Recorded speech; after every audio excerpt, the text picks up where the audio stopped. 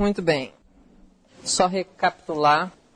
Primeiro selo, cavalo branco, período de 31 a 100. E nós podemos chamar esse período de vitória. É o que o cavalo branco nos transmite. Cavalo vermelho, 100 a 323, derramamento de sangue. Número 3, cavalo negro, 323 a 538, e nós temos aqui um período de fome espiritual. E o cavalo número 4, selo 4, cavalo amarelo, 538, e alguns dizem a 1517, que é o período que iniciou a Reforma Protestante. Eu achei coerente. Período de morte espiritual. Aí o quinto selo são as almas debaixo do altar, 1517 a 1750. Isso é aproximado, né? Representando perseguição. E aí nós temos o sexto selo, que está dividido em 4 eventos. O primeiro foi o terremoto, 1º de novembro de 1755. O segundo, o Sol e a Lua. O Sol se escurece, a Lua se transforma em sangue, 1780. A queda das estrelas, 1833. E a segunda vinda de Cristo. Quem tem as Bíblias em mãos, vamos abrir rapidinho em Joel capítulo 2. Joel capítulo 2, verso 10. Diz assim: e aqui nós estamos falando sobre a vinda do dia do Senhor. O dia do Senhor, ou o dia da ira do Senhor, é um tema que aparece muito no Antigo Testamento. E aqui em Joel capítulo 2 nós temos esse contexto. E nesse contexto de falar sobre a vinda do dia do Senhor, diz assim: diante dele, do Senhor, tremerá a terra, ou seja, terremoto. Abalar-se-ão os céus, o sol e a lua se enegrecerão, e as estrelas retirarão o seu resplendor. Então, sinais na terra, sinais nos céus. Terremotos e sinais na lua, no sol e nas estrelas. Interessante. Também em Isaías 13, 9 a 11. Isaías capítulo 13, 9 a 11. Diz assim: eis que vem o dia do Senhor, horrendo, com furor e ira ardente, para pôr a terra em assolação e dela destruir os pecadores. Continuando, verso 10. Porque as estrelas dos céus e as suas constelações não darão a sua luz. O sol se escurecerá ao nascer, e a lua não resplandecerá com a sua luz. E visitarei sobre o mundo a maldade, e sobre os ímpios a sua iniquidade. E farei cessar a arrogância dos atrevidos, e abaterei a soberba dos tirânicos. Vamos abrir agora em Amós 8, versículo 9. E sucederá que naquele dia, diz o Senhor Deus, farei que o sol se ponha ao meio-dia, e a terra se entenebreça no dia claro. Esses sinais que ocorreram, terremoto em 1755 na Europa, escurecimento do sol e a lua se transformando em sangue em 1780, e as estrelas caindo do céu, em 1833. Apesar de talvez Joel, Isaías, Amós e outros profetas do Antigo Testamento não estarem necessariamente profetizando especificamente sobre esses eventos, mas para os estudiosos da profecia, o que deveria ter esses sinais falado a eles, baseado no que nós acabamos de ler? Todas essas coisas apontariam para o quê? Baseado nesses textos que nós acabamos de ler. O final, o dia do Senhor está se aproximando. Não foi por acaso que Deus inseriu no sexto selo esses 3 eventos. São marcos históricos para dizer para os estudiosos da profecia que o dia do Senhor está próximo. Vamos ler aqui em Mateus 24. Aqui Jesus está falando sobre a segunda vinda. Em Mateus 24, 29, falando da perseguição da Idade Média. E no verso 29, ele diz assim: e logo depois da aflição daqueles dias. E essas palavras tiveram pelo menos um cumprimento parcial na Idade Média. E logo depois da aflição daqueles dias. Então, quais dias? Perseguição da Idade Média. O sol escurecerá. Será que Jesus está falando de algo específico aqui? O que vocês acham? Qual seria o cumprimento dessa profecia? 1780. E a lua não dará sua luz. Que ano? 1780. E as estrelas cairão do céu. Que ano? E as potências dos céus serão abaladas. Jesus, então, ele descreve tudo isso em poucas palavras. As potências dos céus serão abaladas. E qual é o próximo evento? Mateus 24, que diz: então aparecerá no céu o sinal de quem? Então Jesus também concorda com a profecia de Apocalipse 6, do sexto selo, que logo depois das potências dos céus forem abalados, o que viria? O que poderíamos esperar? O dia do Senhor. Mas hoje nós vamos falar mais a fundo sobre o dia do Senhor. Antes de falarmos sobre o dia do Senhor, vocês lembram ontem quando nós falamos sobre o cavalo negro, das balanças enganosas? Vocês lembram? Por que essas balanças eram enganosas? Porque vendia trigo, uma porção de trigo, por quanto? Por 1 dinheiro. E quanto que eu disse que 1 dinheiro valia na época? 1 dia de trabalho. Então eu quero dar um texto para vocês para provar que 1 dinheiro é equivalente a 1 dia de trabalho. Mateus 20, verso 2. 1 dinheiro é equivalente a 1 dia de trabalho. Então, estamos falando de balanças enganosas. Qual é a interpretação dessas balanças enganosas? A manipulação da palavra de Deus pelo um clero corrupto. Voltando então para Apocalipse 6, versos 14 a 16 descreve a reação dos ímpios na volta de Cristo. Como que eles reagiram quando perceberam que estavam diante da presença de um Deus santo e puro? Qual foi a reação? Medo, e eles se esconderam. Por que que eles não puderam suportar a presença de Deus? Por que que eles não puderam suportar a presença de Deus? Pecados. Vamos abrir rapidinho, segura o dedo em Apocalipse 6, sempre.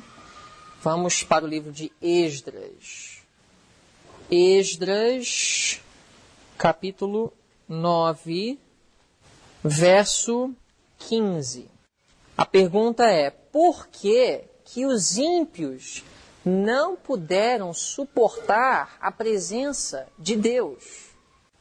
Quantos desejam a morte?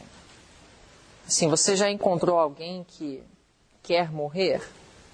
Sabia que até mesmo as pessoas que querem cometer suicídio, no fundo, muitas delas estão apenas atraindo atenção para si, mas no fundo, ninguém realmente deseja a morte.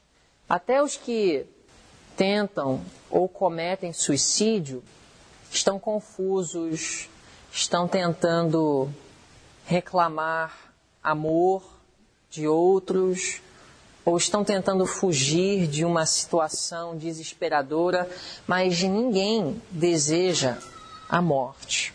Vocês não desejam a morte. O homem foi criado para almejar vida, para viver, não para morrer. Agora, o que levaria pessoas a desejarem a morte? Porque esse grupo aqui em Apocalipse 6, que começam a se esconder, eles dizem assim para as rochas e aos rochedos. O que diz? Cair sobre nós. Então, algo que ninguém deseja, que é a morte, é mais atrativo para os ímpios do que a presença de Deus. Você já parou para pensar sobre isso? Quando eles se deparam com a imediata presença de Deus, agora sem um intercessor, para eles a morte é mais almejada do que aquela cena. Aqui nós vamos ver um contraste espetacular. Enquanto um grupo vai olhar para cima, como está escrito em Isaías 25, e vai dizer: eis o nosso Deus, a quem esperávamos, ele vem nos salvar. Outro grupo está mais desejoso de ver a morte do que suportar a presença daquele que está sentado sobre o trono. Por que o ímpio ele não consegue subsistir na presença de um Deus santo? Esdras 9:15 diz assim: Ah, Senhor Deus de Israel, justo és, pois ficamos qual um remanescente que escapou, como hoje se vê. Eis que estamos diante de ti na nossa culpa, ou em nossas transgressões, porque são transgressões que trazem culpa. Porque ninguém há que possa estar na tua presença. Na presença de quem? De Deus, por causa disto. Disto referente ao quê?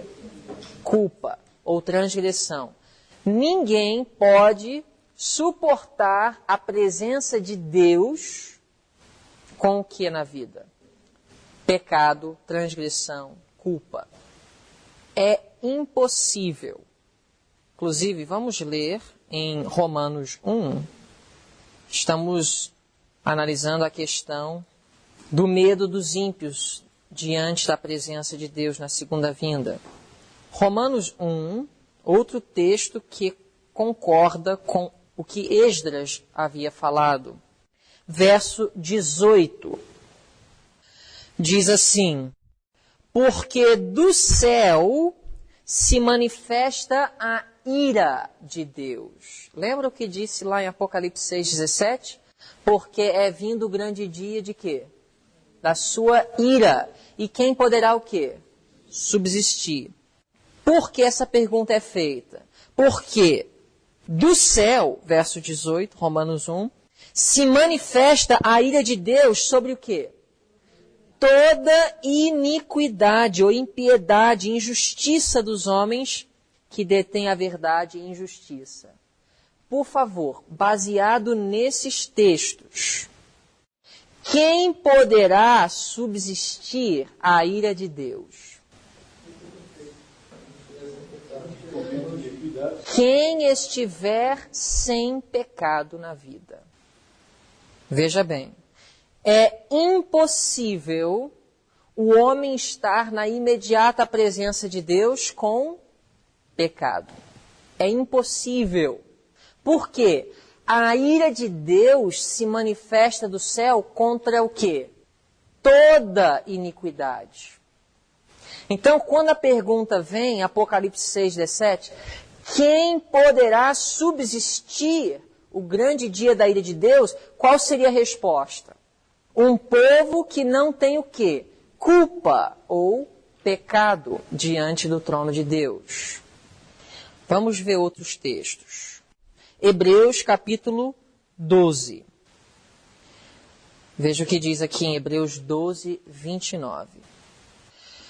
Porque o nosso Deus é fogo que? Consumidor. Por favor, responda. A presença de Deus é fogo consumidor. Consome o quê? Todo o pecado.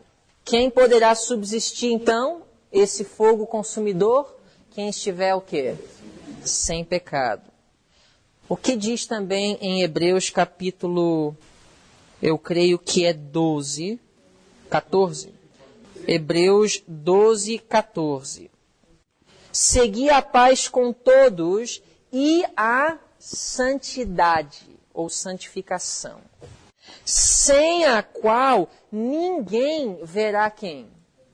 O Senhor. E alguns fazem a seguinte pergunta, ou levantam o seguinte argumento. Mas então, por que hoje eu não sou consumido? Porque eu tenho pecado na minha vida. E quem vai reclamar hoje estar sem pecado? Muitos fazem essa pergunta. Então, qual seria a resposta? 1 de Timóteo, capítulo 2, verso 5.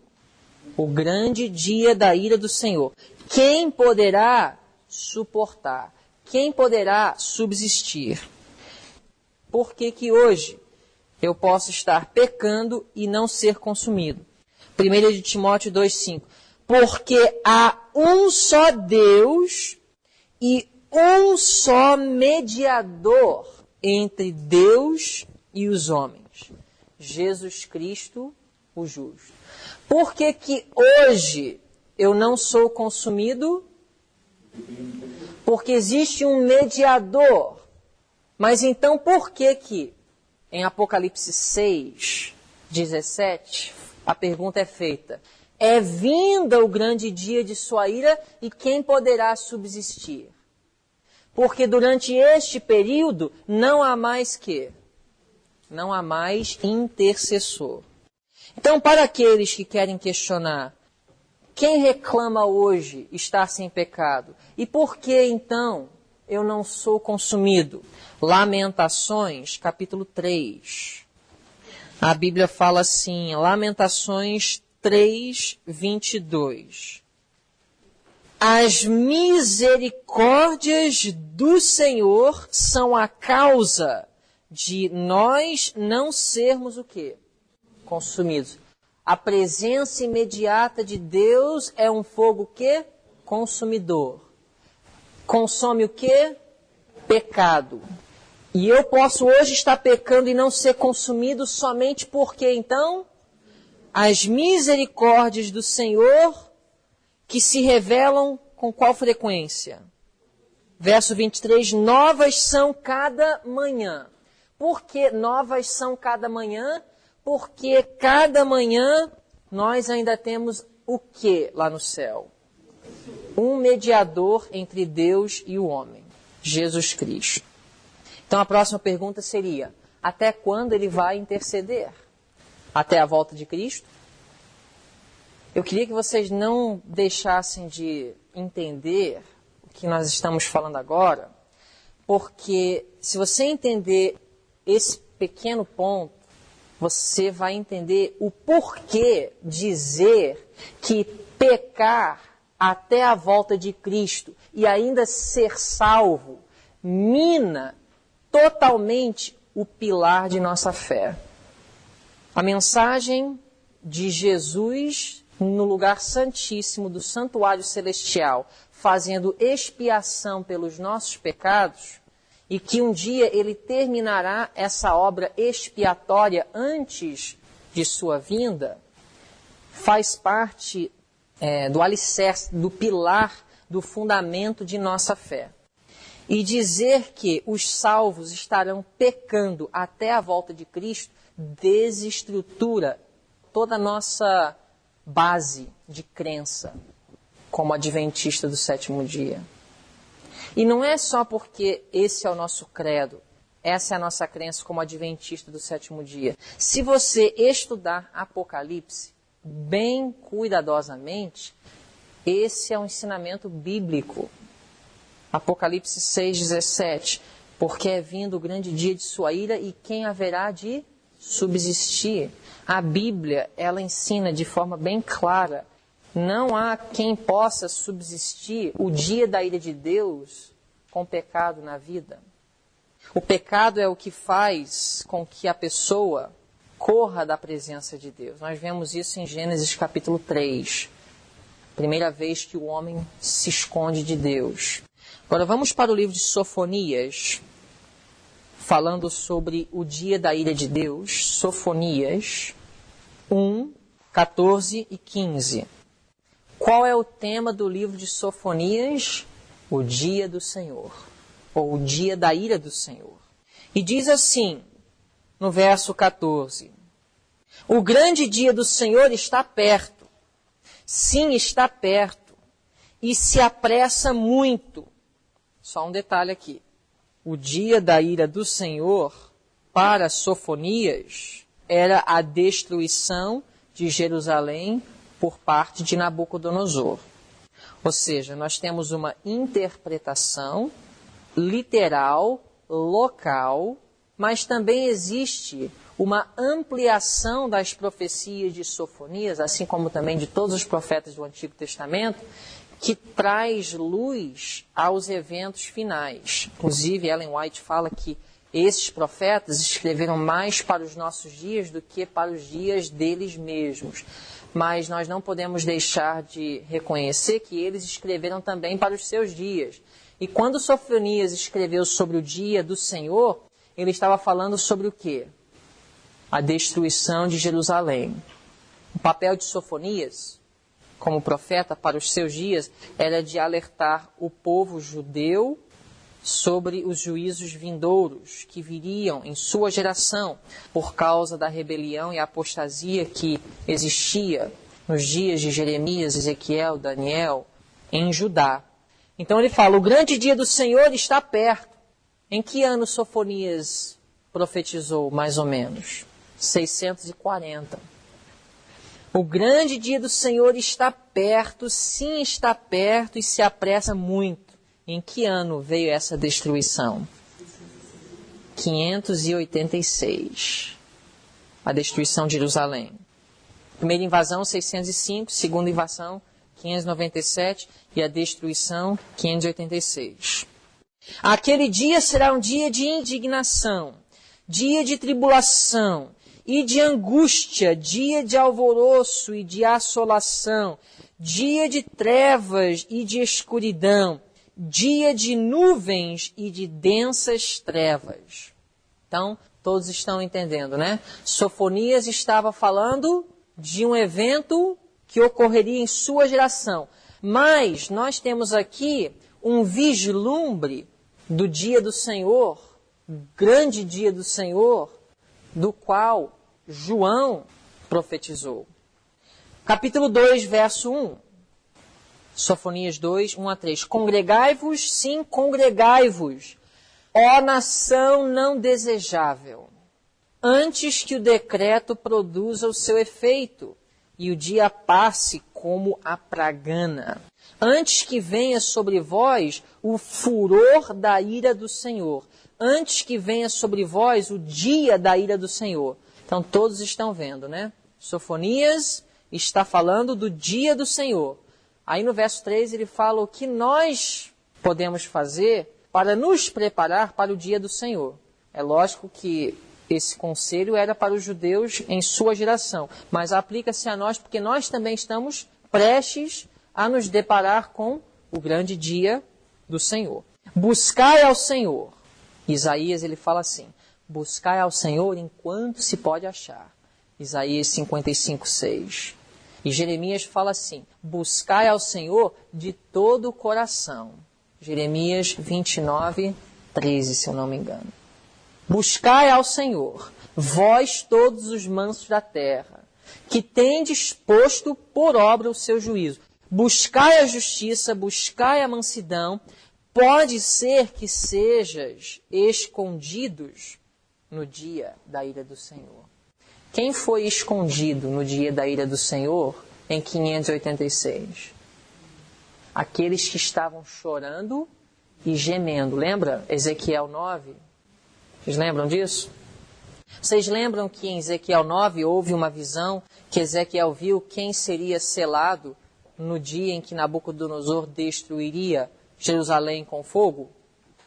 A irmã White fala em Testemunhos para a Igreja, volume 5, tem uma sessão completa sobre Ezequiel 8 e 9, onde é falado sobre o selamento nos dias de Ezequiel, que iria proteger aqueles que viveriam durante a destruição de Jerusalém.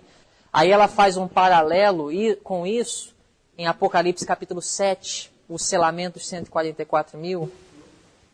Ouçam bem, Ezequiel capítulo 8 e capítulo 9 fala do selamento dos judeus para a crise de 586, quando Nabucodonosor destruiu Jerusalém. Inclusive, é disso que vem a linguagem em Apocalipse 7 do selamento. Vocês sabem, né?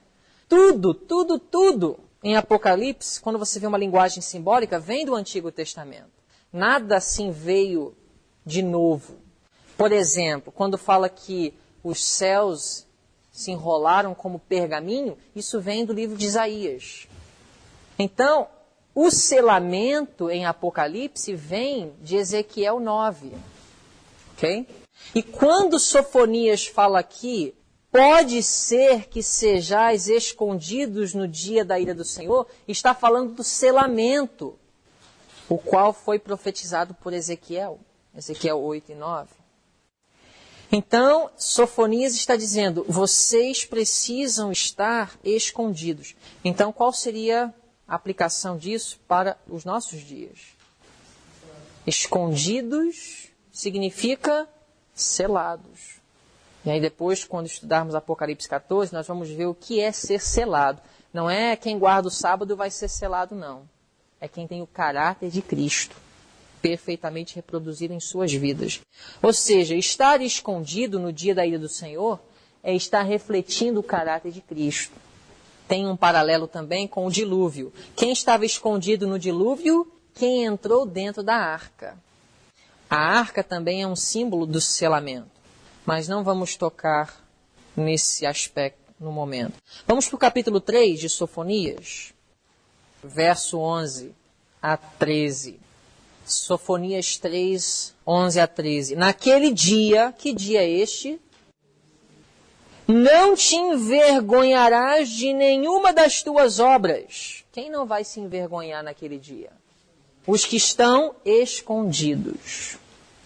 Estamos fazendo uma análise contextual do próprio livro. Quem não vai ser envergonhado? Quem estiver escondido.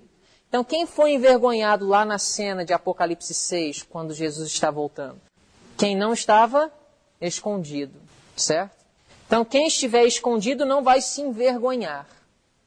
Naquele dia não te envergonharás de nenhuma das tuas obras, com as quais te rebelastes contra mim, porque então tirarei do meio de ti os que exultam na tua soberba, sacudidura.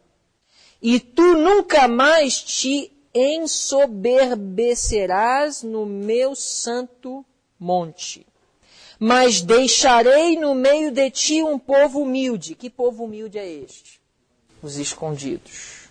E eles confiarão no nome do Senhor. Agora veja a descrição no verso 13. E me fala se isso não é de onde vem a linguagem dos 144 mil. Sofonias 3:13. O remanescente de Israel. Primeiro, Existe um remanescente em Apocalipse? Quando Apocalipse 12, 17 fala de um remanescente, está extraindo essa linguagem, então, de qual livro da Bíblia? Sofonias. O remanescente de Israel não cometerá iniquidade. Existe alguma passagem em Apocalipse que fala de um grupo que não? Apocalipse 14, 5. Estão diante do trono de Deus sem repreensão. São irrepreensíveis. O remanescente de Israel não comete iniquidade, não proferirá mentira. Existe algum grupo em Apocalipse onde fala que não profere mentira? E na sua boca não se acha língua enganosa. Serão apacentados e deitar-se-ão, e não haverá quem o espante. Então aqui nós temos a linguagem de onde é extraída a linguagem que descreve os 144 mil. Um povo selado, escondido, não envergonhado, no dia da ira do Senhor, que não comete iniquidade, por isso podem estar de pé no dia da sua ira e não fala o quê? Mentira. E esse não falar mentira nós vamos estudar com calma em Apocalipse 14. Mas já para adiantar, quem não fala mentira é aquele que não engana. Quem engana é aquele que faz igual os judeus infiéis fizeram em Daniel 3. Vão de acordo com a lei, sem realmente crer no coração, mas para não perder sua vida, pretendem ou fingem estar adorando. São os que adoram a besta, recebendo o sinal na mão direita. Isso nós vamos estudar com mais calma lá na frente. Então, só um pequeno vislumbre. Naum 1,6. Naum 1,6. Quem parará diante do seu furor? E quem persistirá diante do ardor da sua ira? Qual é a resposta? Aqueles que estão escondidos. Aqueles que buscam justiça. Aqueles que não cometem pecado. Aqueles que não têm em suas bocas engano. Vamos abrir em Malaquias, capítulo 3, verso 2. Essa linguagem está repleta no Antigo Testamento. Malaquias 3, 2. Mas quem suportará o dia da sua vinda? E quem subsistirá quando ele aparecer? Porque ele será como o quê? Fogo. E esse fogo vai consumir o quê? Pecado. E todos aqueles que se apegam a ele. Será como fogo de ovíris e como sabão dos lavandeiros. Muito bem, vamos então voltar a Apocalipse 6, verso 17. Apocalipse 6, 17. Porque é vindo o grande dia da sua ira, e quem poderá subsistir? Agora, nós falamos da ira do Senhor nos dias de Sofonias, Jeremias, Ezequiel. Qual foi? Qual foi o grande dia da ira do Senhor? A destruição de Jerusalém, em 586. Mas qual é a ira do Senhor em Apocalipse? Qual é a ira do Senhor nos últimos dias? Vamos para o capítulo 15. Apocalipse 15. Vamos descobrir em Apocalipse qual é essa ira. Verso 1. E vi outro grande e admirável sinal no céu. 7 anjos que tinham as 7 últimas pragas. Porque nelas quem? Nas pragas é consumada o quê? A ira de Deus. Então, a ira de Deus é equivalente a quê? As 7 últimas pragas. Próxima pergunta. Quem vai subsistir às 7 últimas pragas? Quem? Capítulo 15, verso 2. E vi como mar de vidro misturado com fogo, e também os que saíram vitoriosos. Vitoriosos de quê? Da besta, da sua imagem e do seu sinal e do número do seu nome, que estavam junto ao mar de vidro e tinham as harpas de Deus. Próxima pergunta: quem tem as harpas de Deus? Apocalipse 14, versos 1 e 2.